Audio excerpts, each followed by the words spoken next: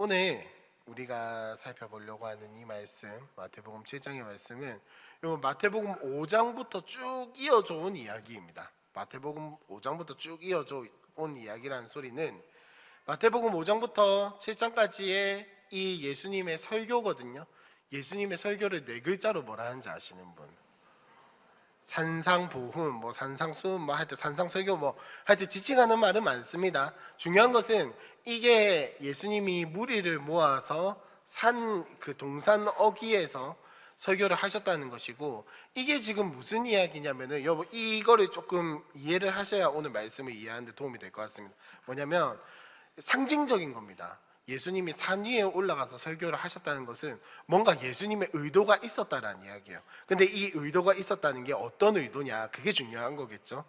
예수님의 의도는 뭐냐면, 자, 잘 생각을 한번 해보세요. 여러분, 이스라엘 백성이 광야 생활을 할 때 어디에서 모세를 통해 언약을 받았습니다. 혹시 그 어디가 어디인지 아시는 분? 시내산이죠. 거기서 처음으로 약속이 주어졌단 말이죠.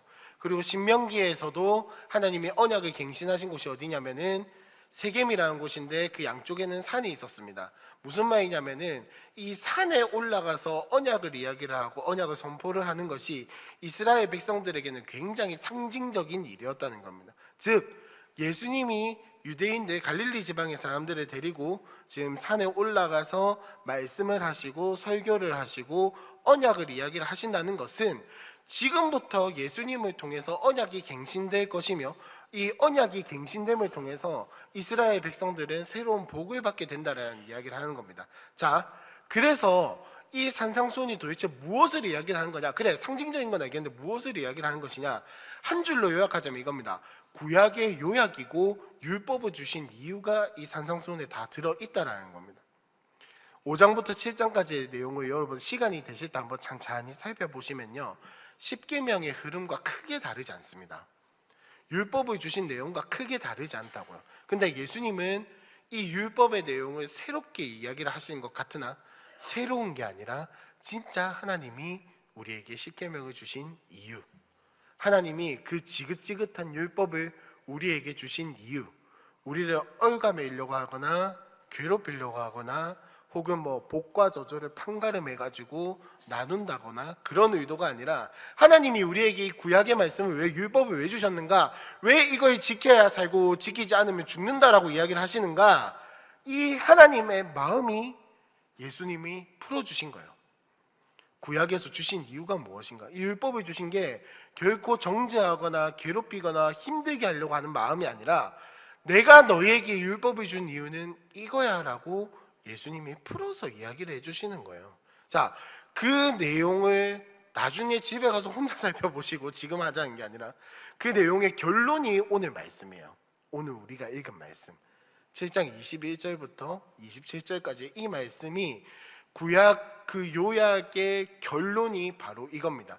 예수님이 율법을 주신 이유, 그리고 우리가 잘못하고 있는 지점이 무엇인가, 율법을 오해하고 잘못 받아들인 지점이 어디인가를 오늘 말씀에서 이야기를 하고 있습니다. 그래서 함께 살펴보면 좋겠습니다. 첫 번째입니다.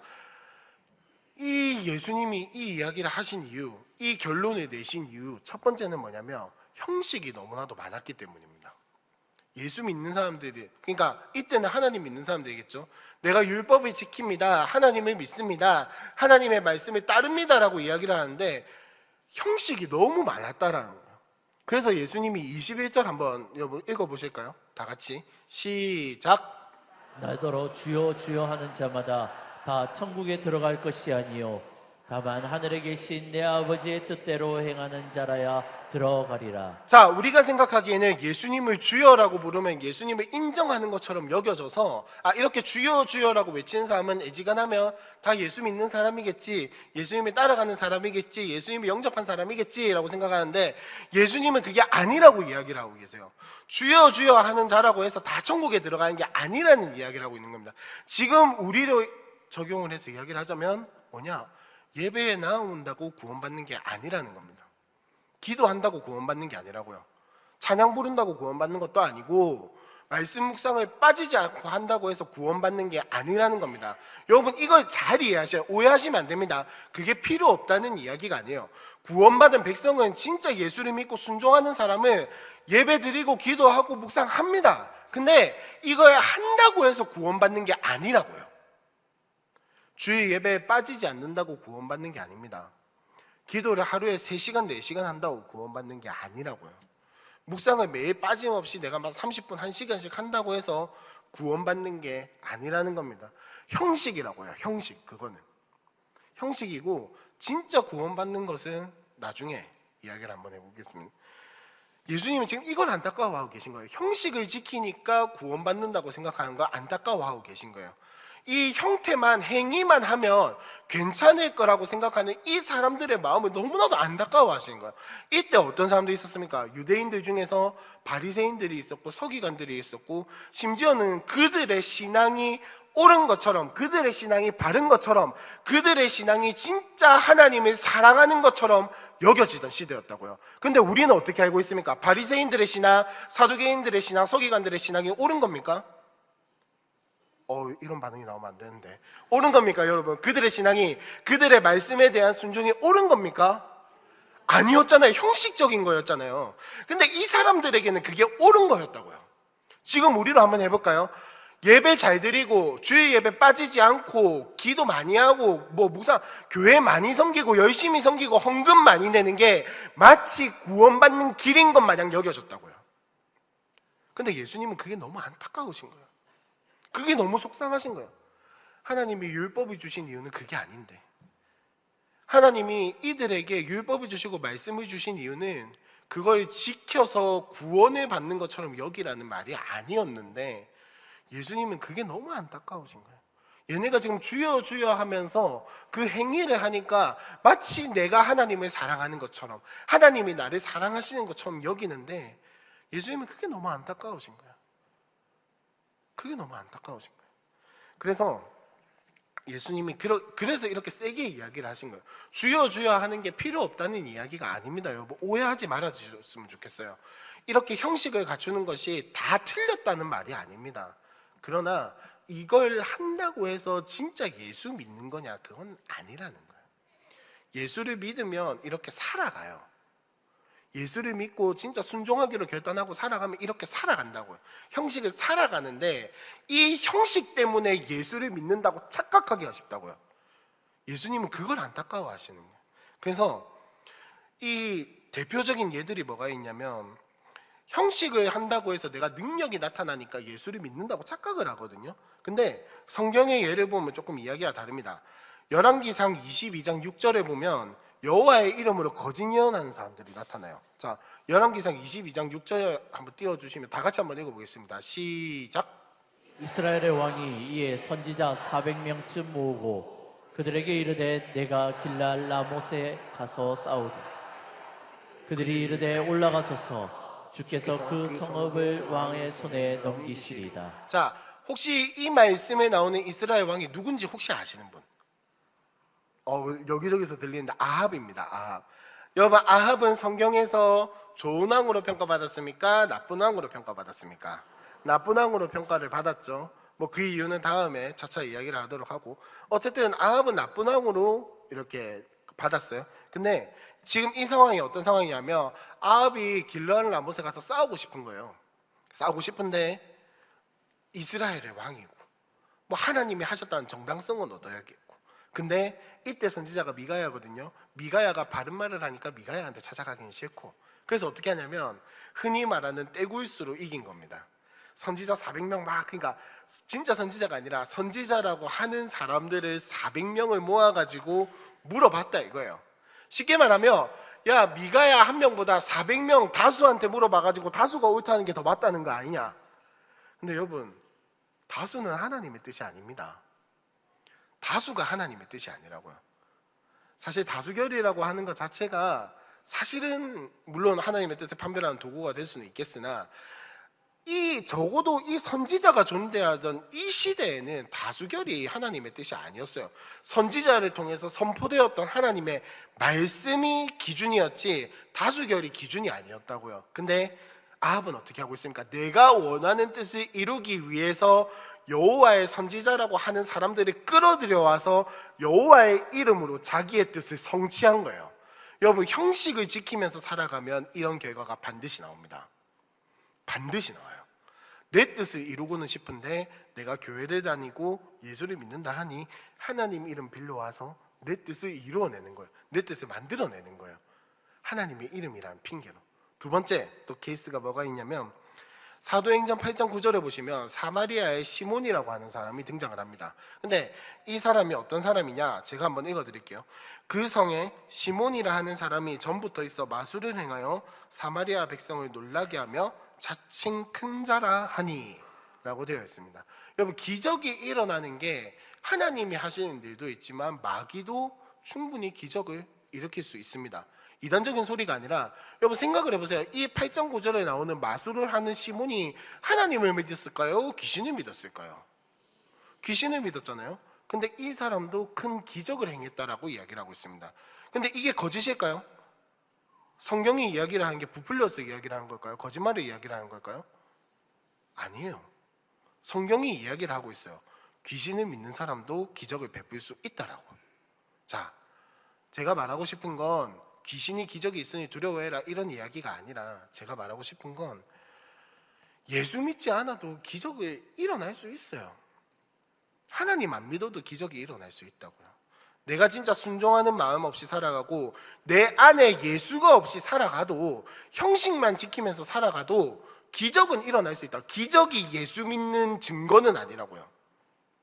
예수 믿는 사람에게 반드시 기적은 나타납니다.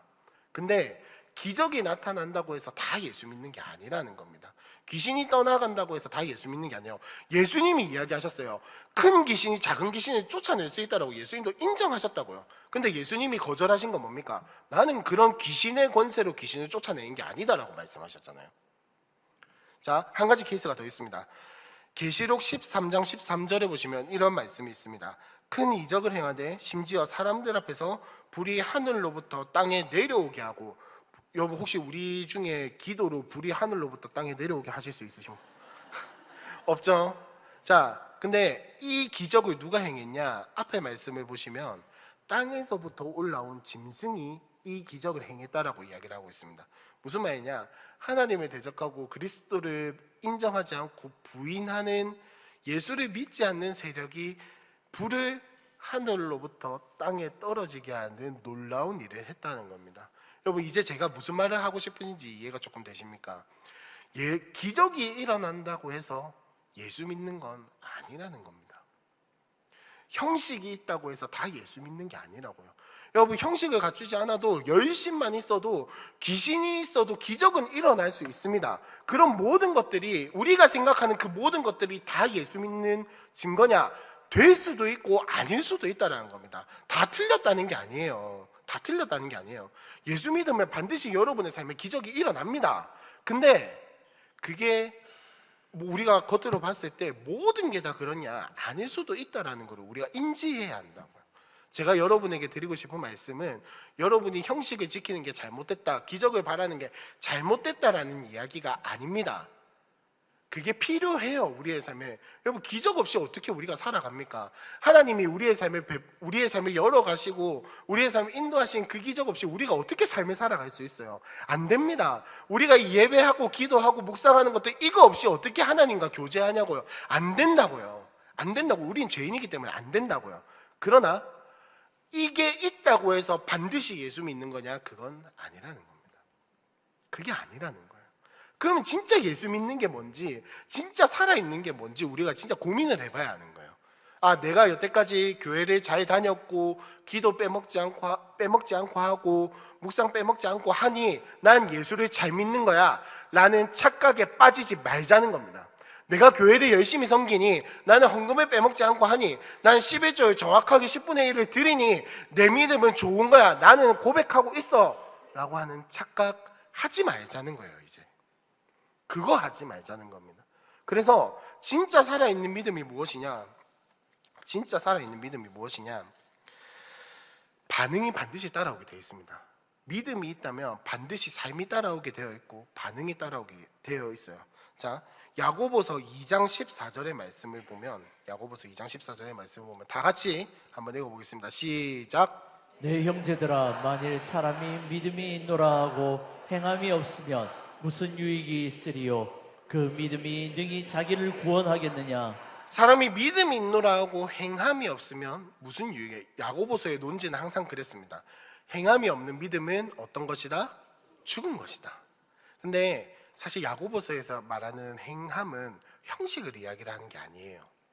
지금 이 예수님의 말씀과 비추어 보았을 때 행함이 있는 믿음이라고 하는 것은 우리가 생각하는 형식을 갖추고 종교 행위를 하는 것을 말하는 게 절대 아닙니다. 자, 이거에 대한 예수님의 말씀을 한번 볼게요. 22절, 23절에 보시면 예수님이 이렇게 이야기를 하십니다. 예수님이 사람들의 질문에 이렇게 대답을 하세요. 사람들이 주여 주여 우리가 주의 이름으로 뭐 이렇게 하니까 내가 도무지 너희를 알지 못한다라고 이야기를 하시죠. 요걸 조금 쉽게, 제가 쉬운 말씀, 쉽게 번역된 말씀을 가지고 한번 그대로 읽어볼게요. 뭐라고 하냐면, 주님, 우리는 메시지를 전했고 귀신을 혼내줬으며 하나님이 후원해 주신 우리의 모든 사업은 모든 사람들의 입에 오르내렸습니다. 그런데 예수님의 대답은 무엇이냐? 이미 때는 늦었다. 너희가 한 일이라고는 나를 이용해 유력자가 된 것뿐이다. 너희에게는 나를 감동시키는 구석이 하나도 없다. 여기서 나가거라 라고 이야기를 하십니다. 여러분, 이게 무슨 말인지 이해가 되십니까? 하나님의 이름을 빌려와서 자기 걸 쌓았다는 거예요. 하나님 이름 가져와서 자기 성을 쌓았다는 거예요. 하나님 이름 핑계로 내 것을 성취했다라는 말입니다. 여러분, 우리에게는 이런 거 없습니까? 반응하지 못하면, 믿음으로 반응하지 못하면요, 내 거를 자꾸 찾게 돼요. 내 자아를 자꾸 찾는다고요. 내 원함을 자꾸 찾고 내 원함으로 자꾸 반응을 하지 믿음으로 반응하지 못해요. 여러분, 진짜 살아있는 믿음, 진짜 행함이 있는 믿음이라는 건 뭐냐면, 나의 삶에 들어오는 모든 것들에 대해서 나로 반응하는 게 아니라 믿음으로 반응하는 게 진짜 살아있는 믿음입니다. 이게 무슨 말이냐면, 조금 뜬구름 잡는 소리일 수도 있을 것 같아서 정확하게 무슨 이야기냐, 예를 들면 이런 겁니다. 여러분, 아침에 일어나서 눈 떠서 감사하십니까? 눈 뜨자마자 하나님 나에게 생명, 오늘도 하루를 눈 뜨게 해주셔서 감사합니다 하십니까? 참고로 저도 못했습니다. 저도 아침에 일어나서 오늘도 피곤하네 이러면서 일어났거든요. 아니, 뭐 비 오는 날이니까 피곤하잖아요, 그죠? 여러분, 어제도 비가 왔고 오늘도 비가 왔는데, 사람은 진짜 우리가 믿음으로 반응한다는 건 뭐냐면, 이 비바람을 보고 하우 찝찝하다 이렇게 하는 게 아니라, 이 비바람을 통해서 뭐 하나님이 생명을 살리시는구나, 혹은 이 비바람을 뚫고 갈 수 있는 예배의 시간 나에게 이런 믿음을 주셔서 감사하구나, 이런 것들이 보여야 하는 거예요. 쉽게 말해서 하나님이 내 삶에 부어주시는 것들이 보이는 게 믿음으로 반응하는 거예요. 그리고 그걸 고백하고 받아들이고 감사하고 고백하고 하는 게 믿음으로 반응하는 거라고요. 행위를 하는 게 믿음으로 반응하는 게 아닙니다. 근데 우리는 어떤 존재냐? 어제는 비를 보면서 하나님을 묵상하고 오늘은 비를 보면서 찝찝함을 묵상하는 게 인간이라는 거예요. 여러분, 이게 죄인이라는 겁니다. 이게 죄인이라는 거예요. 우리가 죄성을 가지고 있다는 말은 모든 삶에 하나님이 간섭하고 계시고 우리의 세밀한 부분까지 예수님이 동행하고 계신데 그걸 전혀 모르고 있는 게 죄인입니다. 근데 우리가 예수를 믿었다는 건 뭐냐면, 어제는 못 봤으나 오늘은 볼 수 있는 게 예수 믿었다는 거예요. 어제는 내가 감사하지 못했으나 오늘 아침에 내가 감사할 수 있는 게 예수 믿는다는 겁니다. 완벽해지는 게 아니에요. 어제도 오늘도 다 해야 돼가 아니라, 어제는 못했어도 오늘은 할 수 있어가 예수 믿는 거라고요. 여러분, 이 믿음 가지고 계십니까? 이 믿음으로 살아가고 계시냐고요. 근데 우리는 자꾸 형식을 갖고 싶어요. 형식을 갖고 싶다는 증거가 뭐냐면, 어제도 오늘도 내일도 나는 잘해야 돼요. 어제도 오늘도 내일도 나는 기도해야 하고, 어제도 오늘도 내일도 나는 묵상을 잘해야 하고, 어제도 오늘도 내일도 나는 신앙에서 절대 넘어지면 안 돼. 완벽주의를 추구하고 계속 나의 의를 찾으려고 하고 내가 신앙을 유지하려고 하는 게 형식을 찾는 사람들입니다. 근데 진짜 죄인이라는 게 인정이 되면 어쩔 수 없네가 아니에요. 이게 우리가 많이 오해를 하는 게 뭐냐면, 나는 죄인이니까 어쩔 수 없어 하고 널브러지거든요. 근데 진짜 믿음으로 반응하면 뭐냐면 널브러진 그 상태에서 하나님 저 널브러졌는데 어떻게 해요? 하나님 저 이것밖에 안 되는데 어떡합니까? 이 말이 나오는 게 진짜 믿음으로 살아가는 거예요. 여러분 믿음으로 살아간다는 말, 예수가 우리를 위해서 죽었다는 말은 널브러져도 괜찮다, 내가 일으켜 줄게가 예수가 죽은 이유라고요. 예수님이 우리를 위해서 죽으신 거는 네 널브러져도 괜찮아, 실패해도 괜찮아, 넘어져 있어도 괜찮아, 다 괜찮아. 네가 어떤 모습이든지 상관없어. 네가 나를 찾기만 하면, 네가 나에게 반응하기만 하면 난 너에게 찾아가서 내가 너를 일으켜 줄게. 내가 너를 살릴게. 네 보고 살아나라고 하는 게 아니라 내가 너를 살릴 테니 넌 나한테 반응하기만 해. 이게 예수님이 우리를 위해서 죽으신 이유라고요. 근데 우리는 자꾸 내가 살아나려고 하죠. 예수님 그까지 내가 갈게요. 예수님 적어도 내가 한 발짝은 가야 나를 살려주시겠죠. 그게 아니라고요. 아니라고요. 예수님께서 죄인을 위해서 죽으셨다는 말은 네 안다, 괜찮다, 아무 상관없다, 너의 어떠함 아무것도 신경 쓰지 않고 아무것도 보지 않으니 딱 하나, 네가 나를 선택해 줬으면 좋겠어. 이게 예수님이 우리를 위해서 죽으신 이유입니다. 근데 우리는 자꾸 행함으로, 업적으로, 형식으로 하나님 제가 한 발짝 정도는 떼야죠 라는 생각으로 살아간다고. 여러분 우리 믿음으로 반응하길 바랍니다. 널브러져 있는 그 순간 가운데 하나님을 선택하시길 바랍니다. 내가 아무것도 할 수 없다고 여겨지는 그 상황 가운데에서 그 자리에 예수를 초청하시길 바랍니다. 그게 진짜 믿음으로 반응하는 거예요. 근데 이거는 진짜 믿음을 가진 사람은 형식이 아니라 열매로 알 수 있습니다. 무슨 말이냐? 진짜 믿음을 가지고 있으면 예배에 나아온 것만으로 알 수 있는 게 아니라는 거예요. 예배에 나아오는 건 죄송하지만 열심으로 할 수 있어요. 진짜로요. 인간의 열심은 생각보다 대단합니다. 생각보다 대단해요. 아무것도 아닌 것 같지만 열심으로 예배에 올 수 있어요. 열심으로 기도할 수 있습니다. 열심으로 묵상할 수 있어요. 사람은 생각보다 의지가 약한 것 같으나 강해요. 약한 것 같은, 진짜예요. 의지가 약한 것 같으나 강한데 이거는 형식으로 벗어날 수 없어요. 그러나 진짜 믿음으로 반응하는 사람들은 예배와 삶이 반드시 이어집니다. 예배와 삶이 이어진다는 건 뭐냐면 이 예배의 말씀을 듣고 그대로 완벽하게 살아내는 걸 이야기를 하는 게 아니에요. 내 삶의 어떠한 상황 가운데 있든지 말씀을 붙들고 살아가는 사람들을 이야기를 하는 겁니다. 예배를 선택하는 사람들을 이야기를 하는 거예요.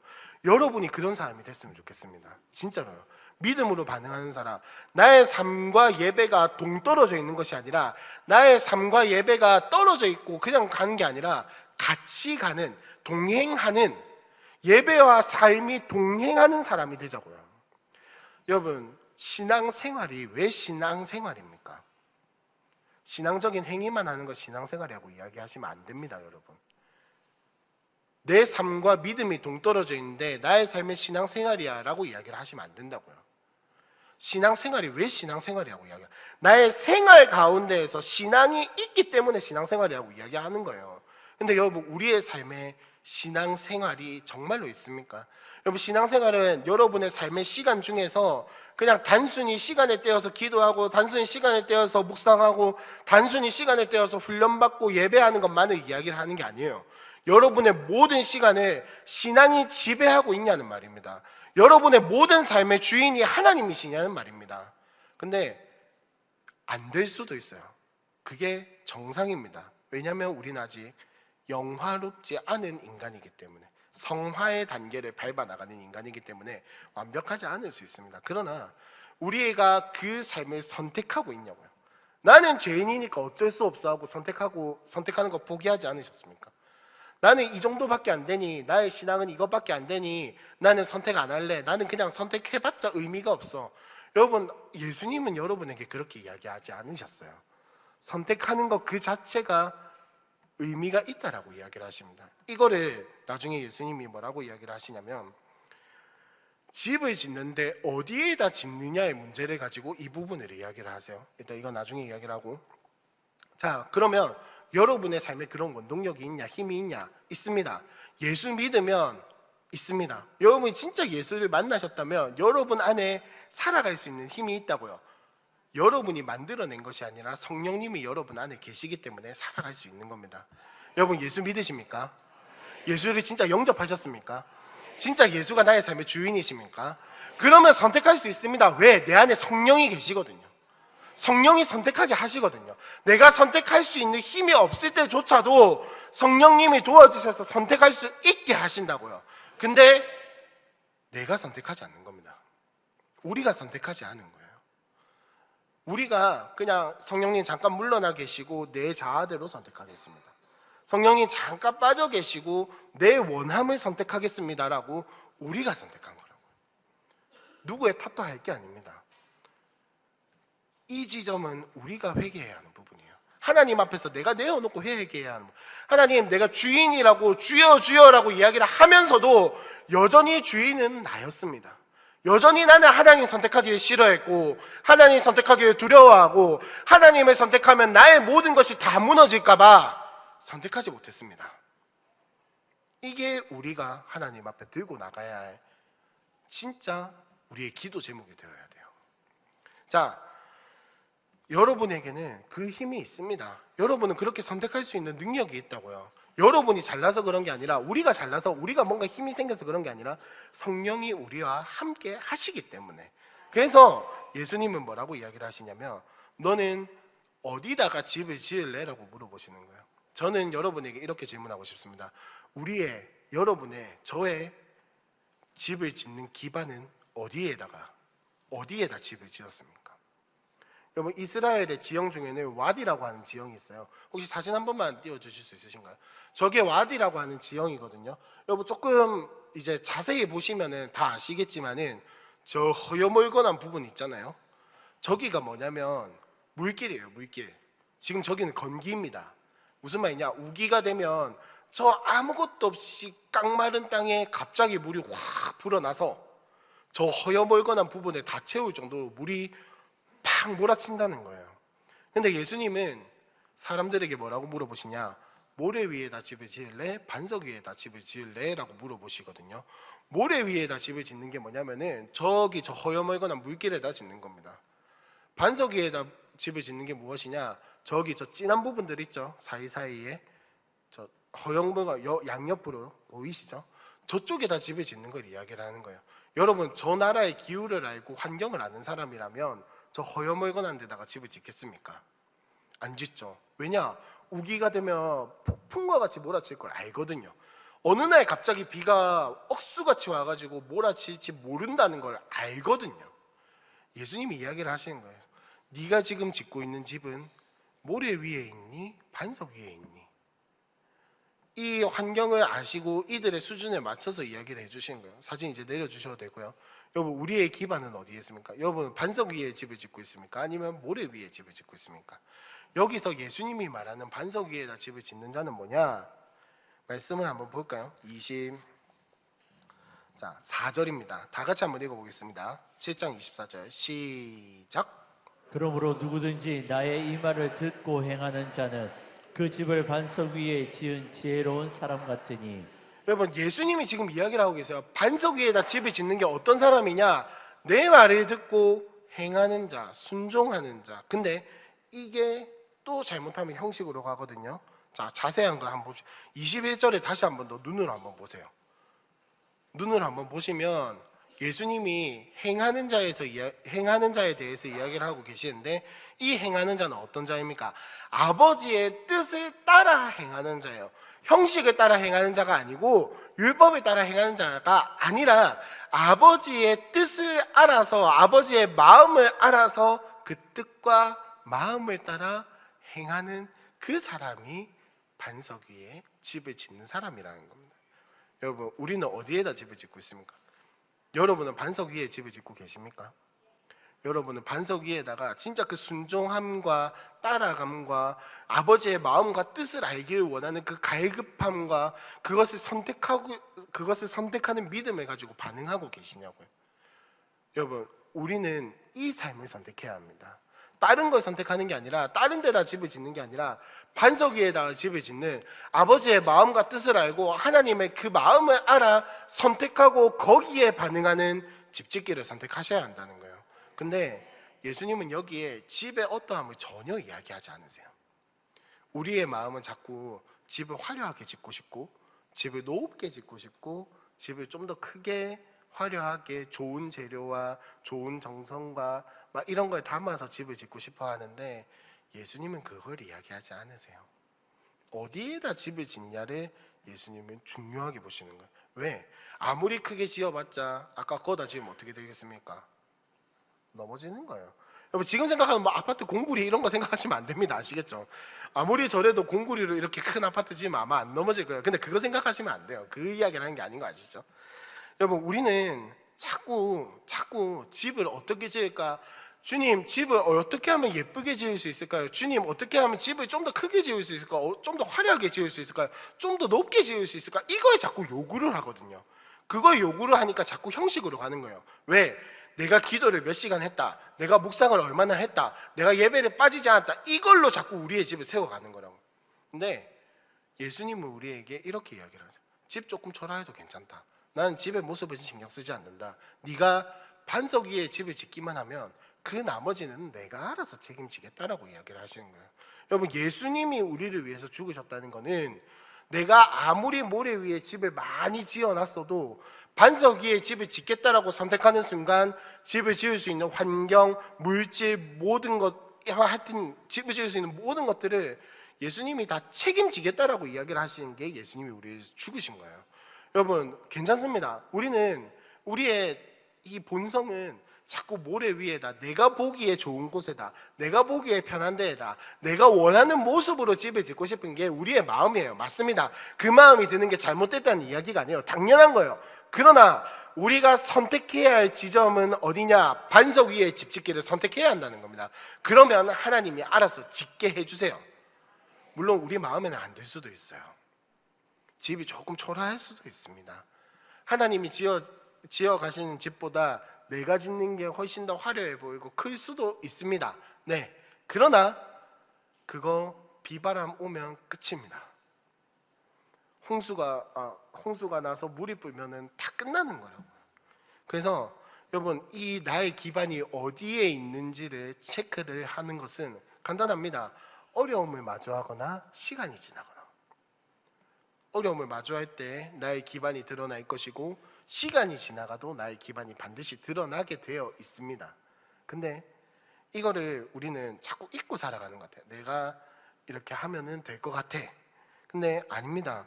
여러분 하나님은 반드시 우리의 모습을 보게 하세요. 나의 모습을 보게 하신다고. 어려움을 통해서, 시간을 통해서, 삶을 통해서 우리의 모습을 보게 하십니다. 그러면 우리의 지은 곳이 어디인지는 명백하게 드러나게 되어 있어요. 그러나 여러분 괜찮습니다. 여러분이 지금까지 어떤 모습이었든지 혹은 내가 어떤 상황에 있든지 간에 상관없습니다. 어떠한 기반의 집을 짓겠다라고 선택하는 순간 하나님은 일하십니다. 내가 반석을 선택하는 순간 하나님은 일하신다고요.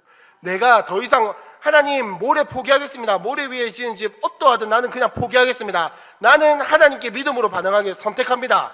하는 순간 하나님이 일하신다고요. 여러분 물론 조금 아플 수도 있겠죠. 좀 무너짐이 클 수도 있겠습니다. 근데 상관없어요. 하나님이 일하실 거거든요.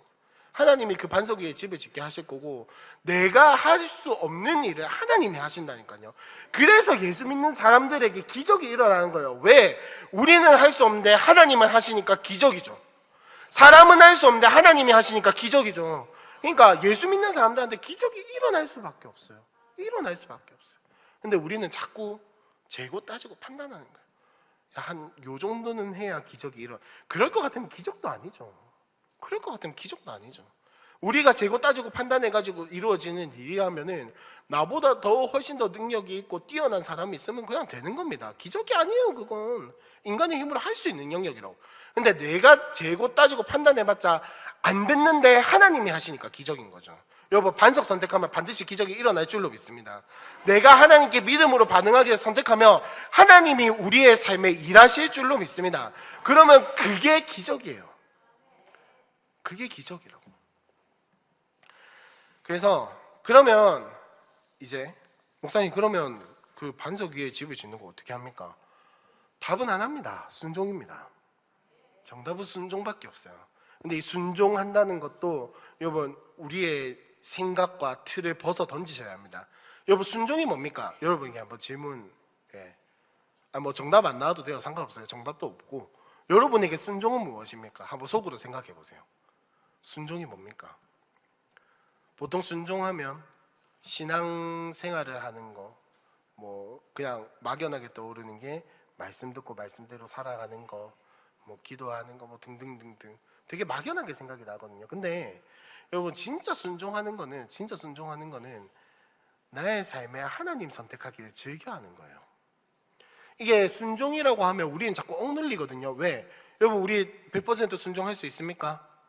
오늘 아침부터 지금까지 한 번도 1초도 놓치지 않고 순종하신 분, 아침에 눈 뜨고 지금까지 내가 말씀을 어기지 않았다, 율법을 어기지 않았다, 나 뭐 너무나 평온했다, 물론 있을 수도 있겠다마는 여러분 우리의 삶을 쭉 지켜봤을 때 우리가 어떻게 순종을 다 할 수 있습니까? 근데 우리는 자꾸 순종한다를 자꾸 그렇게 행위를 생각을 하고 하니까 자꾸 나의 못함을 자꾸 생각을 하는 거예요. 자꾸 못함을 생각하고 나는 이것밖에 안 되는데 못하는데, 근데 예수님이 원하시는 순종은 못하는 것도 괜찮다예요. 근데 못하는 그 상황에서도 하나님 선택하는 게 순종이라고 이야기를 하십니다. 내가 할 수 없는 그 상황 가운데에서도 내가 해내는 걸 순종이라고 이야기하시는 게 아니라 못하는 상황 가운데에서 예수님을 초대하는 게 순종이라고 이야기를 하신다고요. 여러분 순종은 결코 어려운 게 아닙니다. 순종은 결코 어려운 게 아니라 어떤 상황에서나 하나님을 선택하고 내가 믿음으로 반응하는 거를 하나님은 순종이라고 이야기를 하세요. 근데 참 어렵죠. 안 되죠. 시시때때로 우리는 우리의 생각대로 우리의 감정대로 행동하는 게 인간입니다. 근데 진짜 너무나도 재밌고 은혜스러운 건 그것도 괜찮다라고 이야기를 하고 계세요. 보세요. 예수님이 우리에게 무언가를 원하셨다면 집은 이렇게 지어야 하고 저렇게 지어야 하고 재료는 이 정도는 돼야 하고 집의 크기는 이 정도를 돼야 하고를 이야기를 하셨을 거예요. 근데 진짜 반석 위에 집을 짓기만 하면 하나님이 책임지실 거니까 언급을 안 하신 거라고요. 여러분 우리는 딱 하나만 하면 됩니다. 믿음으로 반응하기만 하면 됩니다. 내가 어떤 상황 가운데 있든지 예수님을 내 자리에 초청하기만 하면 돼요. 내가 어떤 상황에 있든지 내가 못해도 괜찮으니까, 심지어는 이거 불순종의 길로 가는 거 아니야 라고 생각될 때도 괜찮으니까 예수님을 거기다 모셔라는 거예요. 여러분 괜찮습니다. 예수님이 언제 우리가 불순종한다고 물론 가끔 매를 두고 때리시긴 하지만 예수님이 뭐 니 왜 불순종해 꺼져 이렇게 안 하신다고요. 불순종해도 괜찮으니 내가 그것 때문에 이 땅에 왔지 않니? 라고 이야기하시지 않으셨나요? 여러분에게 네가 어떤 모습이 돼도 괜찮으니, 네가 어떤 상황이었어도 괜찮으니 내가 너를 위해서 이 땅에 왔어라고 이야기하지 않으셨어요? 여러분이 받으신 예수님의 사랑은 그거 아닙니까? 여러분이 느끼신 경험하신 그 십자가의 사랑은 그거 아니었냐고요. 우리가 경험한 십자가의 은혜가 그거 아니었습니까? 근데 우리는 왜 자꾸 두려워하고 있습니까? 예수님은 우리에게 괜찮아, 내가 어디에 있든지 너와 함께 할게라고 이야기를 하시는데, 우리는 자꾸 막 이쪽으로 가면 예수님 초대하기 조금 그렇고 저쪽으로 가면 예수님 초대하고, 여러분 이게 우리의 의로 예수님 초청하는 거랑 뭐가 달라요? 여러분 그거 우리의 의로 예수님 초청하는 겁니다. 아닙니다. 예수님은 우리에게 정확하게 이야기를 하셨어요. 네가 나를 선택하기만 하면 난 거기에 있을게. 네가 나에게 반응하기만 하면 난 거기에 있을게라고 이야기를 하신 게 예수님의 마음이라고요. 근데 우리는 너무 예수님의 마음을 오해하고 있어요. 너무 예수님의 마음을 곡해하고 있어요. 내 뜻이, 내 생각이, 내 의가 막 올라와서 예수님을 너무 오해하고 있다고요. 근데 예수님은 진짜 강하게 이야기하신 거예요. 주여 주여 한다고 해서 다 들어오는 거 아니다. 난 네 모른다 할 거다라고 이야기를 하고 계세요. 왜? 너무 안타까우시거든요. 너무 속상하시거든요. 내가 그걸 위해서 이 땅에 온 게 아닌데, 내가 그걸 위해서 너희를 사랑한 게 아닌데, 하나님이 그걸 위해서 우리를 사랑하신 게 아닌데, 자꾸 사람들은 하나님 한 요 정도만 쌓아놓고 초청하겠습니다, 하나님 요 정도만 조금만 더 잘하고 예수님 초청하겠습니다 라고 하고 앉아있으니, 그게 모래 위에다 집 짓는 건 줄도 모르고 그러고 있으니 예수님이 너무 안타까우신 거예요. 여러분 우리 예수님의 마음 좀 알아갑시다. 예수님이 우리에게 주신 이 은혜 오해 좀 하지 맙시다. 곡해 좀 하지 맙시다. 진짜 믿음으로 반응하면서 살아갑시다. 진짜 순종하기를 선택하자고요. 근데 여러분 두려워하지 마세요.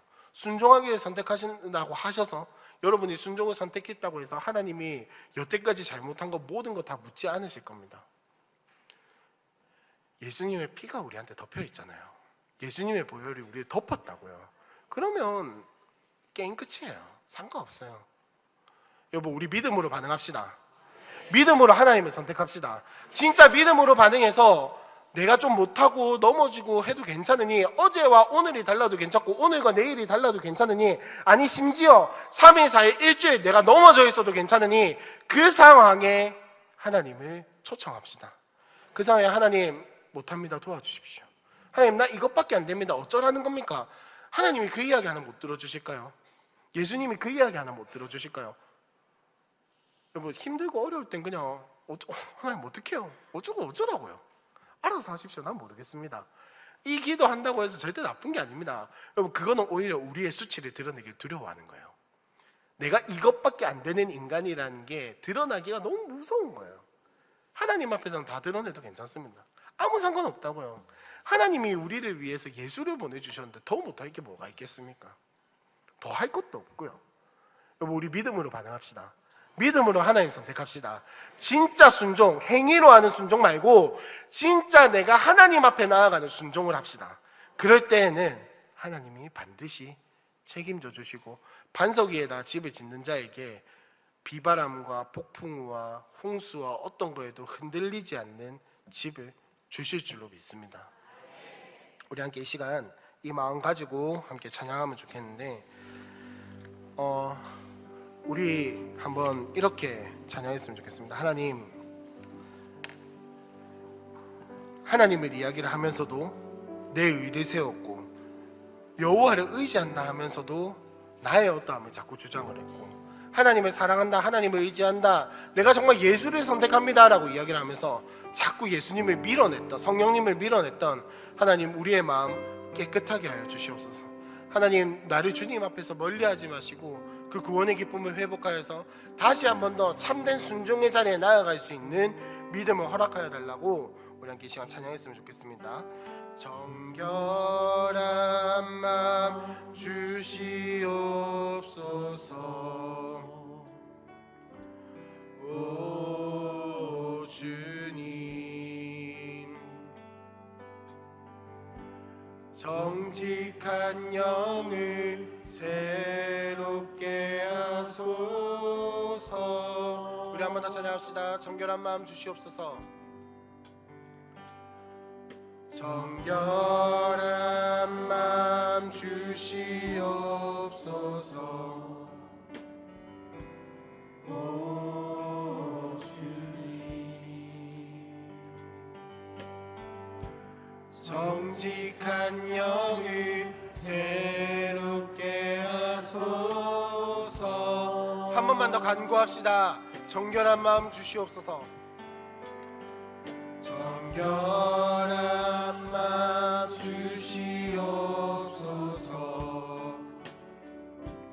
오 주님, 정직한 영을 새롭게 하소서.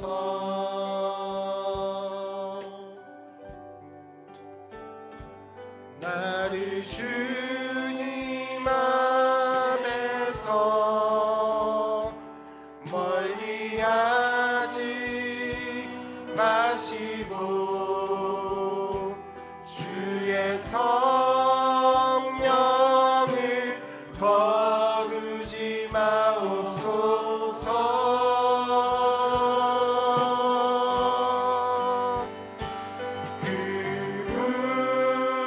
구원의 기쁨 다시 회복시키시고, 변치 않는 마음 내 안에 주소서. 우리 다시 한 번 더 간구하는 마음으로, 기도하는 마음으로 처음부터 찬양합시다. 정결한 마음, 정결한 마음 주시옵소서.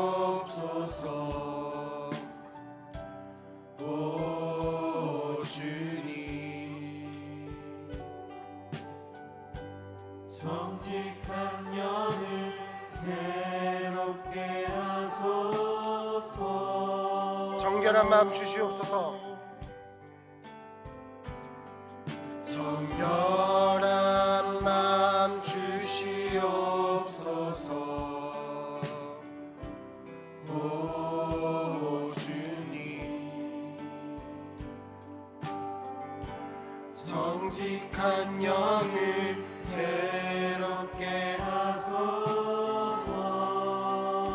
나를 주님 앞에서, 나를 주님 앞에서 멀리하지 마시고 주의 성령을 거두지 마옵소서.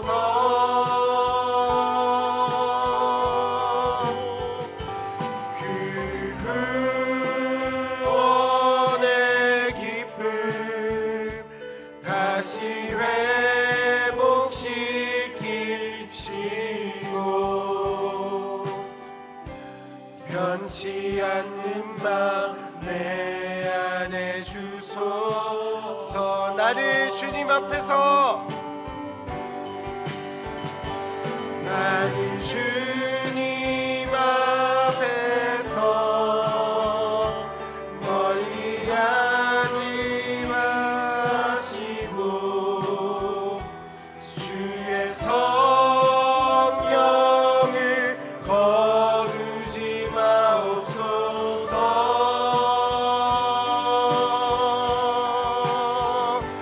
그 구원의 기쁨 다시 회복시키시고 변치 않는 마음 내 안에 주소. 우리 한 번만 더 기도합시다. 나를 주님 앞에서, 나를 주님 앞에서 멀리하지 마시고 주의 성령을 거두지 마옵소서.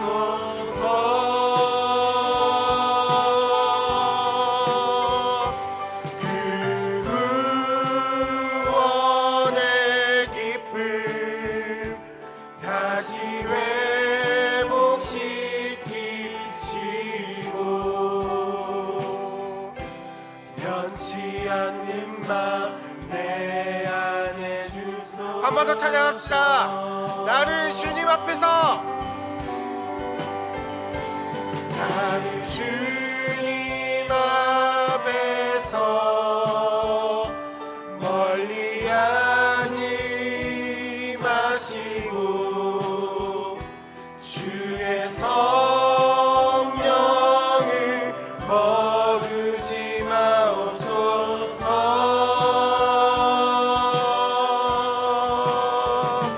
그 구원의 기쁨 다시 회복시키시고 변치 않는 마음 내 안에 주소서. 여러분, 그 마음에 정결하여지고 주의 성령이 함께하고 구원의 기쁨이 있는 사람은 반드시 나오는 소망이 뭐냐? 예수님 닮고 싶습니다.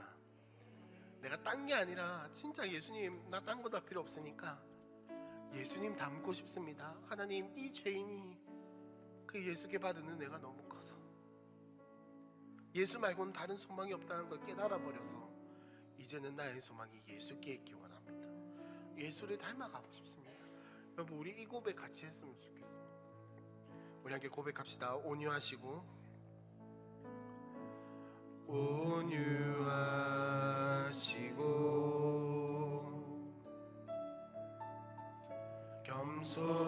겸손하신 성품, 예수 닮기를, 예수 닮기를 내가 원하노라.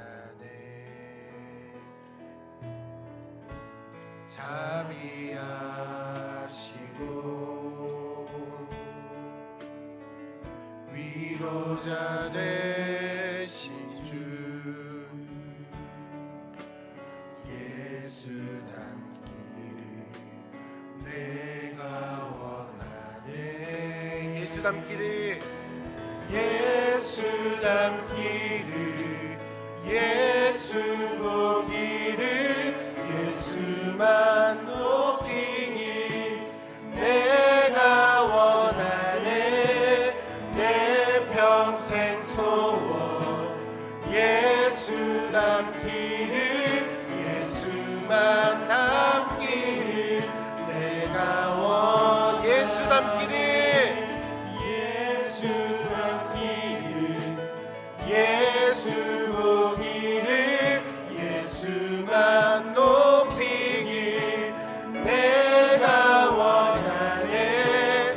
내 평생 소원 예수 닮기를 예수만 닮기를 내가 우리 한 번 더 찬양합시다. 예수 닮기를 예수 닮기를 예수 보기를 예수만 높이기 내가 원하네. 내 평생 소원 예수 닮기를 예수만 닮기를 내가 원하네. 여러분, 예수님 닮는다는 게 그냥 착하고 인자하고 인품적인 걸 이야기를 하는 게 아닙니다. 여러분, 예수님의 그 생애 중에 정확하게 한 가지 기준이 있으셨어요. 뭐냐면 말씀하시면 가고 아니면 가지 않겠습니다.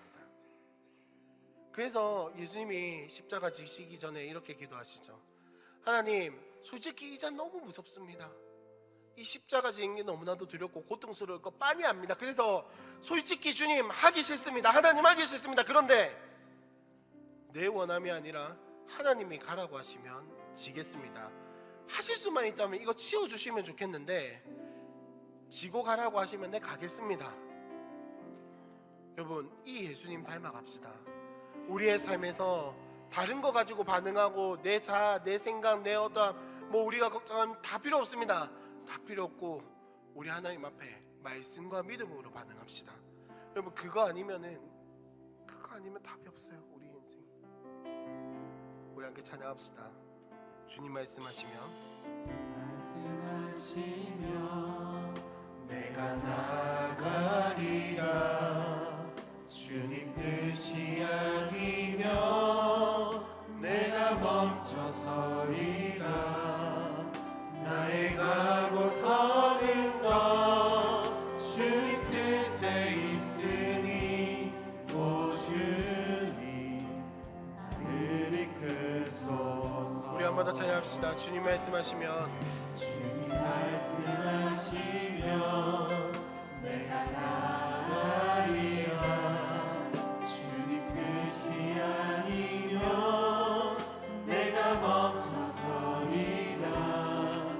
나의 가고 서는 것 주님 뜻에 있으니 오 주님. 우리 기도하는 마음으로 한 번만 더 찬양합시다. 주님 말씀하시면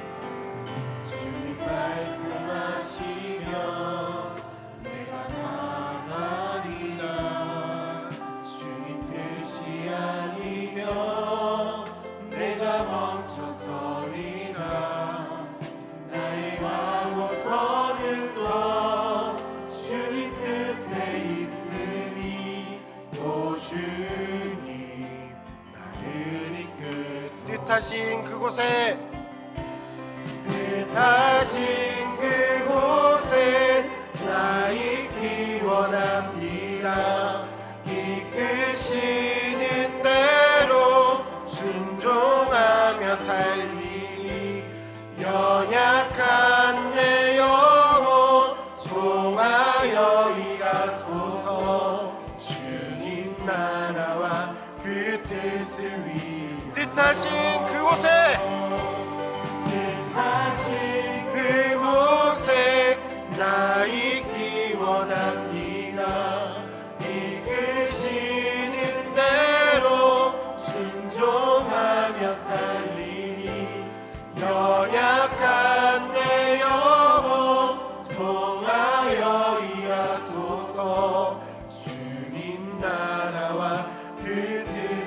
한 번만 더 찬양합시다. 뜻하신 그곳에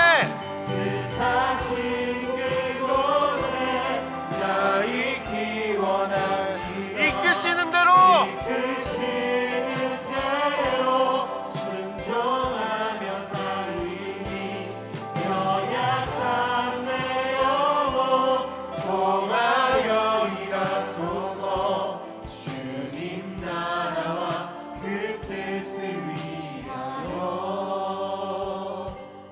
오 주님 나를 이끄소서. 우리 이 시간 한번 기도했으면 좋겠습니다. 하나님, 이제는 잘하려고 하는 게 아니라 완벽하려고 하는 게 아니라 행위를 완성시키고 나의 어떠한 기준에 도달하고 나의 원함을, 나의 욕심을, 나의 기준을, 나의 틀을, 나의 것을 요구하는 신앙이 아니라 이제는 내가 믿음으로 하나님 앞에 반응하기 원합니다.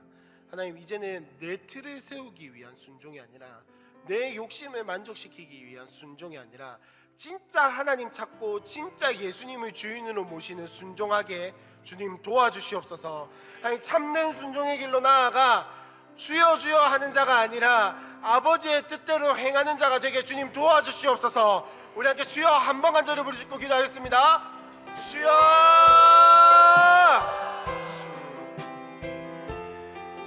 주님 도와주시옵소서. 아버지, 우리의 힘으로는 하나님, 주님이 초청하는 것조차, 예수님이 이 자리에 모시는 것조차 할 수 없는 게 우리의 모습입니다. 주님 도와주시옵소서. 주님 우리를 도와주시옵소서. 주님 우리를 불쌍히 여겨주시옵소서. 주님 성령 하나님 우리 속에서 일하여 주시고 주님 역사하여 주시고 알려주시고 하늘 순종할 수 있는 힘을 주시며 주님 우리의 인간 능력으로 나가는 것이 아니라 이제는 더 이상 나의 어떠함을 위한 순종이 아니라 믿음으로 반응하고 하나님 앞에 정말로 순종하며 하나님의 주인을 인정하고 주여 주여 하는 자가 아니라 아버지의 마음과 뜻을 알아 거기에 순종하는 삶을 살아갈 수 있도록 주님 도와주시옵소서. 아버지 말씀하여 주시고 주님이 함께하여 주시옵소서. 주님 우리의 삶에 말씀하여 주시옵소서. 주님, 그 뜻하신 그곳에 내가 있고 싶습니다. 말씀하신 그곳에 내가 가고 싶습니다. 주님, 그러나 우리는 아무것도 할 수 있는 힘이 없고 지금까지 하나님 뜻이라고 이야기하면서도 내 뜻, 내 욕심, 나의 틀, 나의 기준을 세우기 위한 순종을 하고 있었음을 고백합니다. 주님, 이 모래 위에 지은 집 버리고 반석을 선택합니다. 주님, 믿음으로 반응하기를 선택합니다. 나의 삶에 예수님을 주인으로 인정하기 원합니다. 하나님, 나의 삶에 성령님이 일하시기를 간절히 기도합니다. 주님, 이제는 반석 위에 집을 짓는 자가 되어 정말로 아버지의 마음과 뜻을 알아 하나님, 아버지께서 말씀하신 행위가 아니라 그 마음과 뜻을 알아 그 뜻에 참으로 순종하는 우리가 될 수 있도록 주님 도와주시옵소서. 헌금을 드립니다. 이 헌금의 주인이, 우리가 가지고 있는 모든 것의 주인이 하나님이시기 때문에 적으나 우리의 물질에 말씀으로 순종하여 또 우리의 주인이심을 인정하며 헌금을 드립니다. 주님, 이 헌금을 하나님께서 사용하여 주시고 하나님의 나라가 확장되는 데 쓰이게 하시며 무엇보다도 주님을 주인으로 인정하였기에 주인으로 고백한 모든 이들 가운데 성령 하나님 책임져 주시옵소서. 먼 곳에서 또 여러 가지 피치 못할 사정으로 함께 예배하지 못하는 이들 주님 기억하여 주시고 이 은혜, 순종하는 은혜를 동일하게 누릴 수 있도록 주님 성령님께서 그 마음 가운데 기름 부음을 허락하여 주시옵소서. 모든 것 예수님의 이름으로 기도합니다. 아멘. 지금은 우리 주 예수 그리스도의 은혜와 하나님의 사랑과 성령님의 인도하심이 순종하기 원하는 모든 이들에게 지금부터 영원토록 항상 함께 있을지어다.